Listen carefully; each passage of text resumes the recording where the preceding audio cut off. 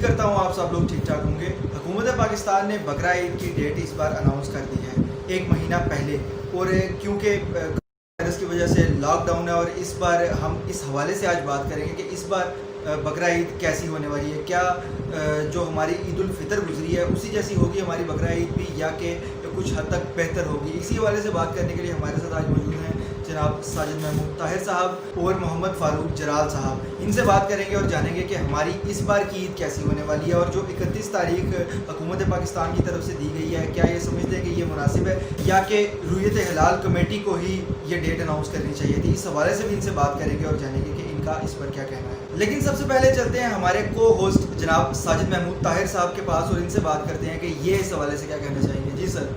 Junaid, thank you so much. आपने मेरे view भी लेना मुनासिब समझे, क्योंकि आज के हमारे मेहमान जो हैं वो मोहम्मद फारूक जलाल साहब हैं। तो सबसे पहले जो बात आपने की कि जो डेट अनाउंस हो गया 31 जुलाई 2020, आज ये जो 2020 है ना, ये बड़ा इस तरह का है कि कुछ डिलेमा इसमें सारी चीज़ों में आ रहा है।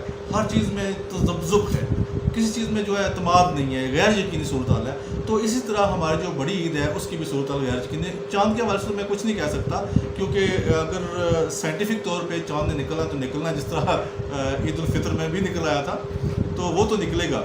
और मैं तो प्रेफरेंस दूंगा मजहबी जमातों को ही, जो रुयत हिलाल कमेटी है उसी को ही, क्योंकि जो इस्लामी तरीक़ाकार है, इस्लामी तर्ज तरीक़ा है, उसी में ही चलना चाहिए। जो साइंस है उसको इस्लाम से मदद लेनी चाहिए, ना कि इस्लाम को साइंस से मदद लेनी चाहिए। ठीक है ना। इस्लाम साइंस जो है ना वो एक नामकब वो शाख है, तो जो असल दरख्त है वो इस्लाम है, उसी में से तमाम शाखें निकलती हैं। जहाँ तक इस दफ़ा 2020 की ईद है, ईद उल अज़हा है, वो बहुत ही ख़तरे में है। उसकी वजह यह है कि सबसे पहले तो मैं आपको ये बता दूं कि जो हज बैतुल्ला है वो भी इस वक्त गैर मुल्कियों के लिए बंद कर दिया गया है। गैर मुल्की, उसमें जो लोग जिनके पास अकामा वगैरह है वही हज कर सकेंगे, जो लोकल लोग हैं वहाँ के वो हज कर सकेंगे। जबकि जिस तरह आम लोग पहले दरखास्तें देके जाते थे, उनके लिए इस दफ़ा अल्लाह ताला ने जो है वो हमें इजाज़त नहीं दी है। अल्लाह ताला ने ऐसे हालात नहीं पैदा किए कि हम जा सकें। तो आगे ये है कि ये जो आपने कहा कि ईद कुर्बान जो है, बकरा ईद जो है, इसमें सबसे बड़ा मसला आने वाला है ये जो वायरस का है। अब जानवरों की जो ट्रैवलिंग है, जानवर जब आप लेके आएंगे उसके साथ इंसान भी आएंगे, उसके पास साथ गाड़ियाँ भी आएंगी और बहुत सारी चीज़ें आएंगी, जिससे वायरस जो है वो उसको ट्रांसमिट होने का, वायरस के जो है हमारे रियासत के अंदर दाखिल होने का वाज़ेह और कभी इम्कान मौजूद है। और मैं ये समझता हूँ कि गवर्नमेंट को और हुकूमत आज़ाद जम्मू कश्मीर को इस सिलसिले में नोटिस लेना चाहिए, और इस तरह को जानवरों को लाने में कम अज़ कम पाबंदी आयद कर देनी चाहिए। लोकल जानवर है वो कुर्बानी के लिए यहाँ पे इस्तेमाल किए जाएँ, और जो बाहर से जानवर लाए गए हैं वो उनको मना किया जाए। ये जो है मेरी राय है। अब मुझे नहीं पता कि फ़ारूक जलाल साहब क्या कहेंगे इस बारे में, तो फ़ारूक जलाल साहब आप बताइए। औज़ुबिल्लाहिमिनश्शैतानिर्रजीम, बिस्मिल्लाहिर्रहमानिर्रहीम। जनाब जुनैद साहब और साजिद महमूद ताहिर साहब, आपका बहुत बहुत शुक्रिया। आपने रुयत हिलाल कमेटी और ईद उल ज़ुहा के हवाले से मेरे भी तासरात जानने की कोशिश की है। तो मेरे ख्याल में कि ये जो 31 जुलाई के हवाले से है कि हुकूमत की तरफ से ऐलान हुआ है। अब हुकूमत ने अभी बाकायदा ऐलान नहीं किया, लेकिन हमारे जो वज़ीर है ना टेक्नोलॉजी, उन्होंने इम्कान ज़ाहिर कर दिया जी कि ये 31 को होगी। तो ये यानी पहले अनाउंस करना भी वैसे मुनासिब नहीं है, क्योंकि रुयत हिलाल कमेटी हमने बनाई हुई है, वो इतने अरसे से काम कर रही है। अगर जो उसको भी जो है ना वज़ारत साइंस और टेक्नोलॉजी से मदद लेने की ज़रूरत होती है, तो इस लिहाज से उनको हमें साथ लेकर चलना चाहिए। रुयत हिलाल कमेटी और वज़ारत साइंस और टेक्नोलॉजी और इस तरह महकमा मौसमियात, इनका मुश्तरका इजलास होना चाहिए। मुश्तरका तौर पर ही ये अनाउंसमेंट करें तो तभी सबसे बेहतर होता है, वरना इस तरह कन्फ्यूजन पैदा होती है, एक दूसरे के बारे में बदगुमानियाँ पैदा होती हैं। तो हमारी कौम पहले ही इंतशार का शिकार है, तो इस तरह मज़ीद जो है वो तलखियाँ, मज़ीद जो है एक दूसरे पर इल्ज़ाम तराशी वगैरह होती हैं। तो इससे बचने का बेहतरीन तरीका है कि जब भी अजलास होना हो उसमें वज़ारत साइंस और टेक्नोलॉजी भी शामिल हो, महकमा मौसमियात वाले भी हों और रुयत हिलाल कमेटी वाले हों, और बाकायदा अनाउंसमेंट जो है रुयत हिलाल कमेटी वालों की तरफ से होनी चाहिए। जी साजिद साहब, यहाँ पर मेरा आपसे एक सवाल है कि अगर मवेशी पाकिस्तान से नहीं आते इस दफ़ा कोरोना वायरस की वजह से, तो फिर क्या मवेशी जो यहाँ के हमारे आज़ाद कश्मीर के अंदर मवेशी हैं, इनकी कीमतें काफ़ी ज़्यादा नहीं होंगी, और मेरे ख्याल से हर आदमी जो है वो कुर्बानी अफोर्ड नहीं कर पाएगा। इस हवाले से आप क्या कहेंगे? जी जुनैद, आप जो कह रहे हैं वो ज़ाहिर है कॉमन सेंस की आप बात कर रहे हैं। आम आदमी भी यही सोचेगा कि हमारे जो लोकल जानवर हैं वो बहुत महंगे हो जाएंगे, اور قربانی جو ہے وہ افورڈ کرنی عام بندے کے لیے مشکل ہو جائے گی. دیکھیں جنید، بات یہ ہے کہ جب ایمرجنسی کسی ملک میں نافذ ہوتی ہے نا، تو اس وقت ہمیں کچھ چیزوں پہ کمپرومائز کرنا پڑتا ہے. اب دیکھیں نا، جب حج ہوتا تھا تو کتنے لاکھوں فرزندان توحید جو ہے وہ مکہ مکرمہ اور مدینہ میں جاتے تھے، اپنے حج کے تمام ارکان جو ہے وہ ادا کرتے تھے. تو ان کو کتنا مالی نقصان ہو رہا ہے، یہ مالی نقصان نہیں دیکھے جاتے. یہ اس وقت سب سے جو قیمتی چیز ہے وہ انسانی جان ہے. ہم نے انسانی جان بچانی ہے، اور یہ آپ کی قربانی ہے کہ اگر آپ جانور نہیں بھی خرید سکتے آپ نہ خریدیں.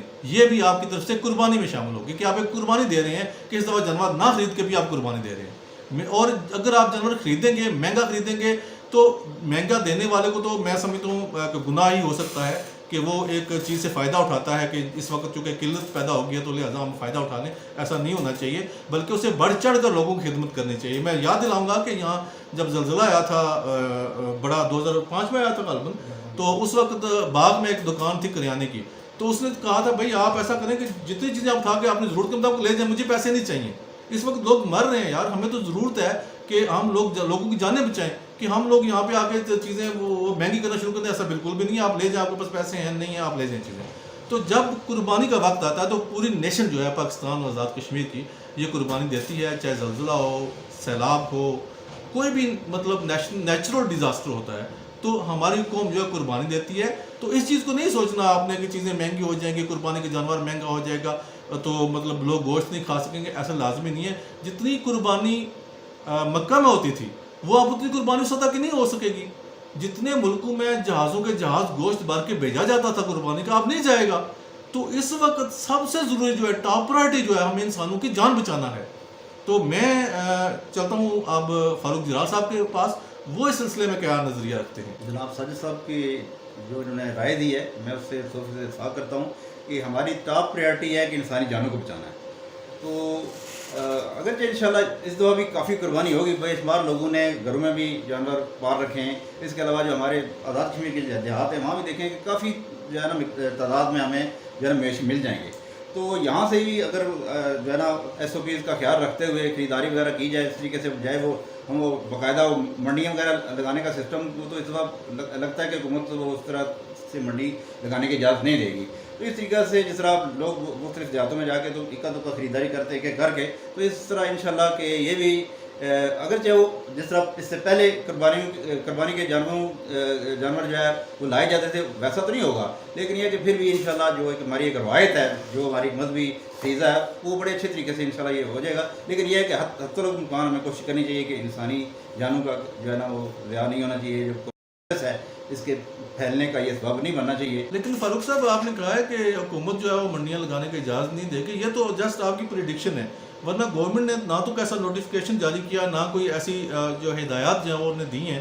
ہو سکتا ہے کہ منڈیاں بھی SOP کے تحت لگائی جا سکتی ہیں، جیسے مطلب ایک فاصلہ انہیں متعین کر دیا جائے کہ ایک جانور سے دوسرے جانور کا فاصلہ کتنا ہونا چاہیے، اور وہاں پہ باقاعدہ ڈاکٹر جو ہیں ان کو چیک کریں، اور اس طرح کی صورتحال سے جو ہے بچا جا سکتا ہے. جہاں تک وائرس کی بات ہے، وہ ظاہر ایک بہت ہی خطرناک قسم کی چیز ہے، اور اس سے بچنے کے لیے ہمیں ہر طرح کی SOPs جو ہے وہ آزمانی چاہیے. حکومت کی جانب سے جو تاریخ دی گئی ہے 31 جولائی کی، کیا آپ سمجھتے ہیں کہ اس سے پہلے کچھ حالات بہتر ہو جائیں گے؟ کیونکہ ابھی 31 جولائی ہونے میں تو ایک مہینہ ہے. یہ بالکل ایک غیر یقینی صورتحال ہے، اس پہ کوئی بھی پریڈکشن کرنا مطلب حتمی نہیں ہو سکتا. میں آپ کو مثال دوں کہ نیوزی لینڈ ایک ملک ہے آسٹریلیا کے ساتھ، اور اس نے وہ کرونا فری ہو گیا تھا، یعنی کہ وہ اس نے ٹوٹلی یہ وائرس فری ہو چکا تھا. اس کے جو چند لوگ تھے اس کے پازیٹیو، تو اس سب کو وہ کلیئر ہو گئے تھے، اور اس کے بعد اس ملک میں کوئی بھی نہیں تھا. انہوں نے اسکول کھول دیے تھے، کاروبار کھول دیے تھے. لیکن اب ایک دوسرا اسپیل ان میں آ گیا، ایک دوسری لہر آ گئی ان کے اندر، اور پھر انہوں نے کیا کیا، اب دوبارہ سے جو ہے وہ اسکول بند کر دیے ہیں، اور جو ہے نا وہ کاروبار جو ہے وہ بند کر دیے ہیں، کچھ لاک ڈاؤن ہو گیا ہے.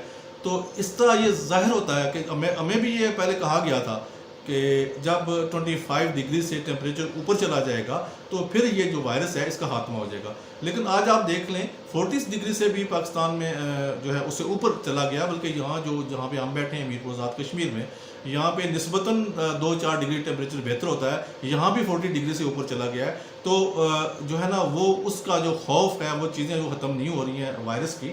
اور ساتھ ساتھ یہ بھی میں یہاں پہ ذکر کرنا چاہوں گا جنید، کہ وائرس کے ہونے سے زیادہ اب وائرس کا جو خوف ہے وہ لوگوں کو کھایا جا رہا ہے. اور بہت ساری چیزیں جو ہے اب اگر ہم اس طرف بات کہیں موضوع سے ہم ہٹ نہ جائیں تو میں یہ بتا دوں کہ یو کے کے اندر جو ہے وہ بندوں کو گھر میں جا کے وہ ان کا بلڈ ٹیسٹ کیا، سیمپلنگ وہاں لی جاتی ہے، وہیں ٹیسٹ کیے جاتے ہیں، مشین ان کے پاس ہوتی ہے، وہیں سیمپل لیتے ہیں، وہی پازیٹیو نیگیٹو بتا دیتے ہیں. اور پھر اس کے ساتھ اگر ہو کہ فرض کریں کہ اس بندے کو اور بیماری ہے، ہارٹ کا مسئلہ ہے یا کچھ لنگس کا مسئلہ ہے، تو وہ اسے لے کے جب ہاسپٹل جاتے ہیں تو ان کا بھی علاج ساتھ ساتھ کرتے ہیں. ہمارے ہاں بدقسمتی یہ ہے کہ یہ کر رہے ہیں جناب کہ سیمپل لے لیتے ہیں 48 آور سے لے کر 72 آور تک، وہ جب تک اس کا رزلٹ نہیں آتا ہے نا تو بندے کو دوسری بیماری مار ہی دیتی ہے. تو یہ ایک فرق ہے ان کنٹریز میں اور ہماری کنٹریز میں. تو انہیں چاہیے کہ جس طرح منگلا برج جو تھا ان کو کہا گیا تھا، ہمارے صحافیوں نے بھی شور مچایا تھا، بہت سے اہل دانش لوگوں نے بھی شور مچایا تھا کہ منگلا برج کو ابھی آپ نہ کھولیں، اس سے وائرس بڑھنے کا خدشہ ہے. لیکن گورنمنٹ نے کیا کیا کہ اپنی من مانی کی، اپنے اصول ضابطے متعین کیے اور منگلا برج کو کھول دیا. اس کے بعد ریپڈلی وائرس جو ہے وہ میرپور میں اور آزاد کشمیر کے اندر پھیل گیا ہے. تو میں یہ سمجھتا ہوں کہ گورنمنٹ کو سٹیپ لینے سے پہلے تھوڑا سا عوام کا یہ ضرور خیال کرنا چاہیے. میں جانتا ہوں، میں مانتا بھی ہوں کہ ان لوگوں نے دن رات ایک کیے ہوئے ہیں اس مشکل وقت میں، جتنے بھی ہمارے متعلقہ آفیسرس ہیں ان نے دن رات ایک کیا. لیکن تھوڑا سا مزید بہتری ہے کہ جب آپ دیکھتے ہیں کہ ایک چیز بڑھنے کا خدشہ تو اس پہ آپ چیک لگا دیں. فاروق جلال صاحب اور ساجد محمود طاہر صاحب، بہت بہت شکریہ ہمارے اس ویڈیو میں، ہمارے پروگرام میں ہمیں وقت دینے کا اور آڈینس تک اتنی اچھی معلومات پہنچانے کا. جی تو ناظرین، آپ بھی ہمیں دیجیے اجازت. یہ جتنی بھی معلومات ہم نے پہنچائی ہے آپ تک، اگر آپ کو مناسب لگتی ہے اور اگر آپ کو یہ پسند آتی ہے تو اس ویڈیو پہ لائک، شیئر اور اس کو کمنٹ کرنا نہ بھولیے گا، اور اس چینل کو سبسکرائب بھی ضرور کیجیے گا. اللہ حافظ.